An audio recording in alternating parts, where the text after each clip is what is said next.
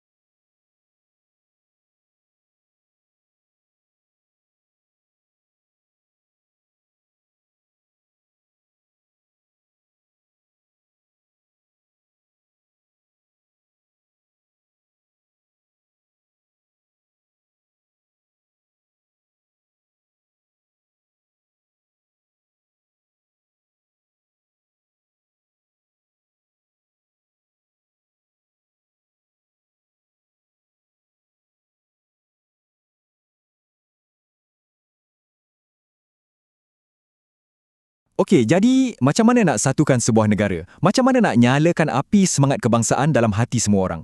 Jawapannya bermula dengan hanya satu percikan api.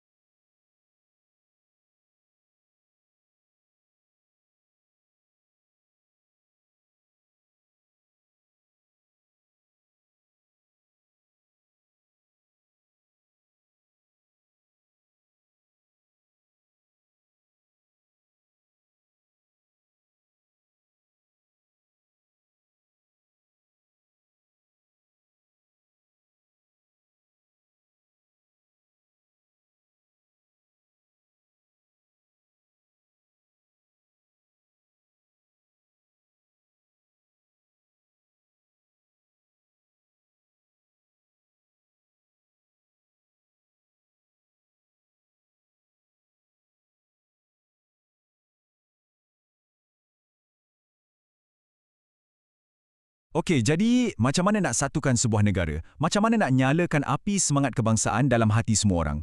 Jawapannya bermula dengan hanya satu percikan api. Cuba bayangkan ni, selama 7 hari, satu obor ni dibawa lari merentasi negara. Ia menyeberangi jambatan Pulau Pinang yang ikonik tu, lalu kat pekan-pekan kecil di Perak dan Selangor. Dan dekat setiap hentian, rakyat biasa, pakcik, makcik, budak-budak sekolah, semua berbaris tepi jalan, bersorak-sakan. Perjalanan 600 km ni bukan sekadar larian tau. Ia adalah cara temasyanya balik kampung, menyentuh hati rakyat secara terus. Dan dekat sinilah semuanya mula rasa berbeza. Larian obor ni buktikan satu perkara. Sukan C1989 bukan lagi sekadar acara sukan biasa. Ia dah jadi macam satu pergerakan nasional. Satu misi bersama, tak kira dari istana sampailah ke warung kopi tepi jalan. Akhirnya, hari yang ditunggu pun tiba. Tamasya bermula. Suasana memang gempak, tapi ada satu soalan besar bermain kat fikiran semua orang. Prestasi Malaysia sebagai tuan rumah sebelum ni, okeylah, tapi tak adalah hebat sangat. Soalannya, adakah sorakan padu penonton kali ni mampu ubah nasib? Nak bagi faham cabaran ni, jom kita tengok sejarah sikit. Kali terakhir kita jadi tuan rumah, tahun 1977. Kita menang 31 emas. Satu angka yang bagus masa tu. Persoalannya, generasi 1989 ni mampu ke nak lepasi legasi tu? Dan kemudian, kejutan pun bermula.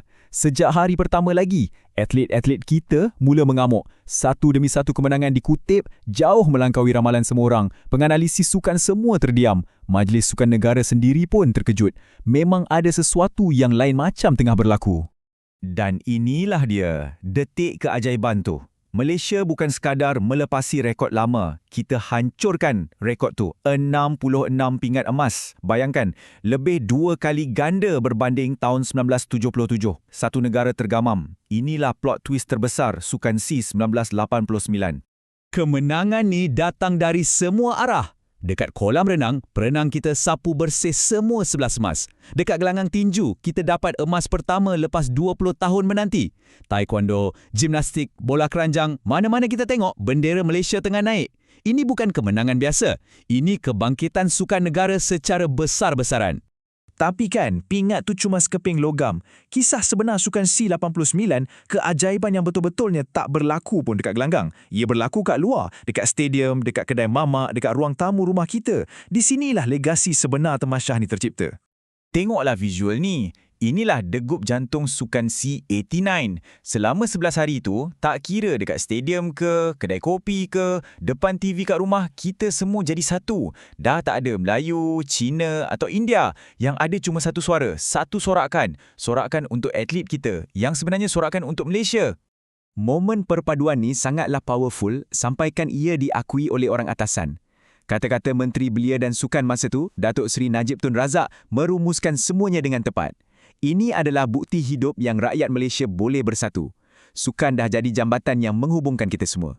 Jadi, akhirnya kita pun sedar, kemenangan sebenar bukanlah pada kilauan emas di leher atlet. Kemenangan paling besar adalah bila kita semua yang berbeza-beza ni bercantum jadi satu rasa bangga yang sama. Itulah detik di mana kita semua sama-sama rasa bangga jadi rakyat Malaysia. Okey, sorakan dah lama reda, pingat pun dah elok tersimpan. Jadi apa yang tinggal daripada keajaiban 89 ni? Kesannya bukan sementara tau. Ia meninggalkan satu legasi, satu penanda aras baru untuk negara kita. Kejayaan ni sangat istimewa, sampaikan ia diberi nama khas, usaha raya. Maksudnya, satu usaha kolektif yang agung. Nama ni penting sebab ia mengiktiraf yang ini bukan kemenangan atlet seorang, tapi kemenangan sukarelawan, penganjur, penonton, pendek kata, kemenangan setiap seorang rakyat Malaysia. Kemenangan kita semua. Dan inilah legasi terbesarnya. Sukan SEA 1989 bukan lagi sekadar satu catatan dalam buku sejarah sukan. Ia dah jadi satu simbol abadi perpaduan. Satu peringatan tentang betapa hebatnya pencapaian kita bila kita semua berdiri sebagai satu bangsa.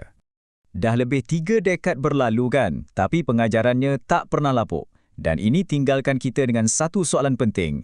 Api semangat usaha raya 1989 tu, adakah ia masih menyala dalam diri kita hari ini? Satu soalan untuk kita sama-sama fikirkan.